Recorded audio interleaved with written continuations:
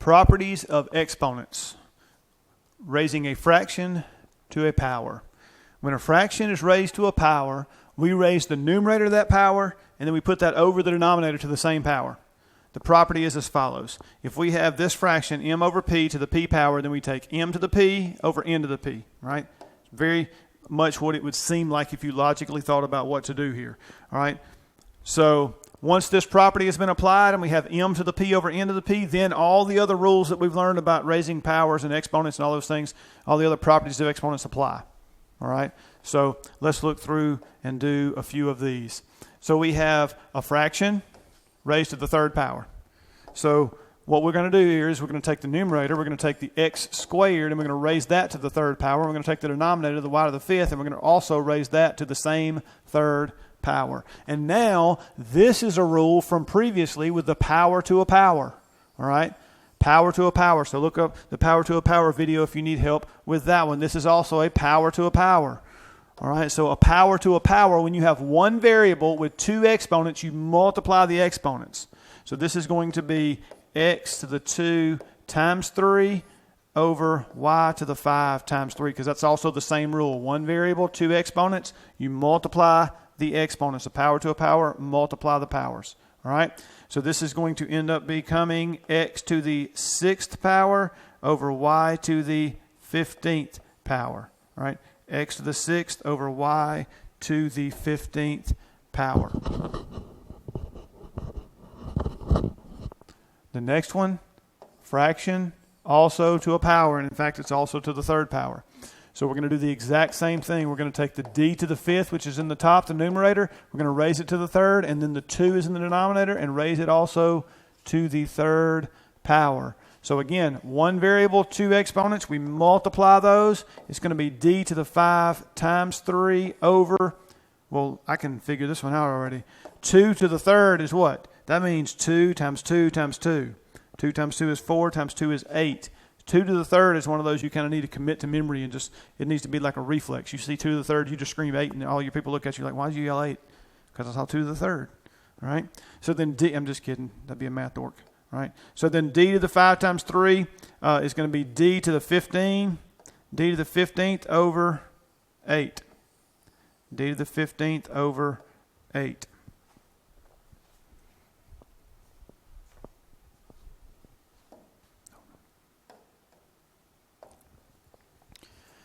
So again, we have 3x to the 4th over 7. That's a fraction raised to the second power. So we're going to raise the top, the numerator, and the bottom, the denominator, both to that power. So 3x to the 4th squared over 7 squared. And in this case, the 7, just like the 2 on the previous problem, did not have to be in parentheses, but I'm getting in the habit of doing that because if that were a negative 7 or if there were two things there like up here, or if there's an exponent, like there's 3 times x or the x to the 4th, both those things require that to be in parentheses for it to work properly. So now that I've done this part in the bottom in the denominator is very straightforward. Up here, though, this is not as straightforward. It's squared, so we might could figure it out. But if we use the rules that we have learned about properties of exponents, if you have a single term, 3x to the 4th is a single term because what separates terms? Pluses or minuses. If there's a minus out front, what we call a leading negative, that does not constitute separating another term. That's just a negative out front. Sort of like we had, this is a negative out front. This is still one term up here, okay?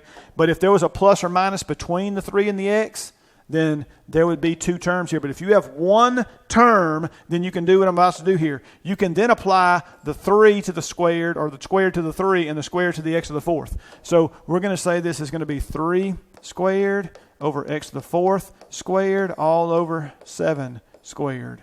And now we can sit down and or figure out exactly what is what here. So 3 squared is 9. All right, this becomes 9.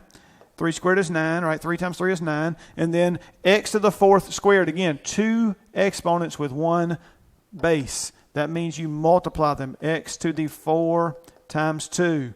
And then over 7 squared is, you got it, 49. Okay? So then this is going to be 9x to the 8th over 49. And if you want to, you could put that in parentheses to make it times. It'd be a dot, okay? Just don't use an x for times in algebra. The only time we'll do that is in scientific notation. All right, scientific notation. So here again, a fraction to an exponent. So we're going to say this is going to be negative 2m to the 7th all to the 5th over n to the 4th all to the 5th. And again, I have one term with more than one factor. So I'm going to take each factor, negative 2 to the 5th, and then m to the 7th to the 5th in the numerator, and break that up. That's based on that product of things here because it's one term. All right, and then n to the 4th to the 5th. We're just going to bring down the denominator right now. So negative 2 to the 5th power. That means negative 2 times negative 2 times negative 2, right? 5 times. So 5 negatives, well, every pair of negatives gives me a positive. So the first two give me a positive, the next two give me a positive. That's 4 of them, and there's one negative left over. So my answer is negative.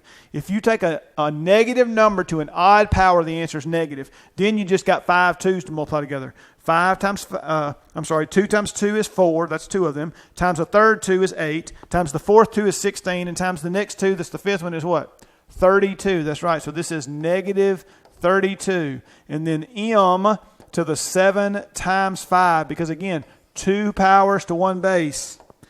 2 powers to 1 base. So that's going to be n to the 4 times 5. And some of y'all are going to skip these steps. Just get it right. And again, if you're watching the videos, you're not doing it for fun. It's because you're in a class. You probably got a test to take. Show the extra step. Okay? Just show it. So this is going to end up becoming negative 32 m to the 35 over n to the 20. And it's common in math to bring this negative out front when it's one term over one term. So this is an alternate way to write the answer. I'm going to circle this when it's okay. But this is another way you can write it right there, okay? I'm going to go ahead and erase this right now, but that's another way you can write it. I'll write it out here beside it, okay, which is what I should have done to start with. Negative 32 m to the 35th over n to the 20th. So one thing I want to caution you on, and you typically don't do it here. It's when we get into some other kinds of things, but don't do this.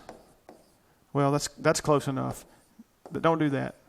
Notice that's not raised. It's got to be raised. What I do, the way I grade papers, if you were in my class, which you're not all in my class, but if you were, I draw a line through it. See how that 20 goes below the line that's basically halfway up my n? That one's close enough I probably wouldn't count off, but if it goes below that line, I typically count off. All right? That goes halfway up my variable. That's how I sort of gauge whether or not my power is raised enough. All right? So I threw these two on here. They're not necessarily a fraction to an exponent, but I wanted you to understand that this squared only applied to the denominator here, okay? And over here, this squared only applies to the numerator. So even though these aren't exactly a fraction raised to a power, I wanted to put these up here and say, hey, guess what? Be on the lookout for something like this and make sure you understand where the parentheses are and what's being raised to what power. So this x to the 7th actually doesn't change. So it just stays x to the 7th. And then here, this has got 2 exponents with 1 base. So if I do that, that's going to be x to the... It's going to bring my stuff back. I got to fix this. Sorry, y'all. I was hoping I could get away. I saw it take that line away from the x, but I was hoping I could get by. But anyway, it's a little quirk of the board here. It's okay. It should work just fine now. So this is x to the 4 times 2, and that is going to be x to the 7th over x to the 8th. But wait a minute. Don't just stop there and say, oh, I'm done. I've done what I needed to do. No, you have x's in the numerator and denominator. So when we divide like bases, and you may need to go watch that video, right? Then you say, okay, I got 8 x's in the denominator and 7 in the numerator at the top. So how many x's do I have left over? Well, I say there's more in the bottom or denominator, so 1 over x to the 8 minus 7. I subtract them all right, but I don't worry about negatives. I don't do 7 minus 8 is negative 1. Now let me move it. That's too much work. Where do I have the most x's? In the bottom, in the denominator. That's where they're going to be left over, y'all. Okay? So then that's going to end up becoming what? 1 over x. All right? I know I just made an L there, but anyway.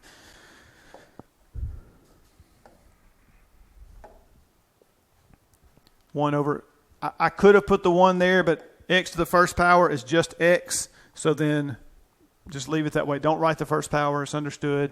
You don't need it. So here the only thing squared is this, but this time I have 5 squared and x to the 4th squared, right? Because again, I have a product, a single term, and I can take each factor, the 5 and the x to the 4th, and square them each individually. Over the x to the 11th does not change here. It is not raised to any power. Don't put it in parentheses and square it here. All right? So 5 squared is 25. So this becomes 25, and then x to the 4 times 2 again, right? You're multiplying those because 2 exponents per one variable over x squared, and then that's going to end up becoming 25x to the 8th over x to the 11th. And again, you have like basis, and because this is all one term, if there was a plus or minus right there, you couldn't do that. But there's no sign right there, so you can do this. You can divide these things. So again, I look at this. How many x's do I have? Well, I have 11 in the denominator. That's bigger than 8 in the numerator at the top. So when I do 11 minus 8, I get 3 x's left over. And when I say 3 x's, I'm talking about the power. So I get x to the 3rd left over. And where is that x to the 3rd? It's in the bottom in the denominator because 11 is bigger than 8. And then what's left up top? The 25 in the numerator. So 25 over x to the 3rd power. And I believe I only added that page for that mark I had to make. Yes. So that is it for this one. Quick video on this. Hope it helps. Good luck with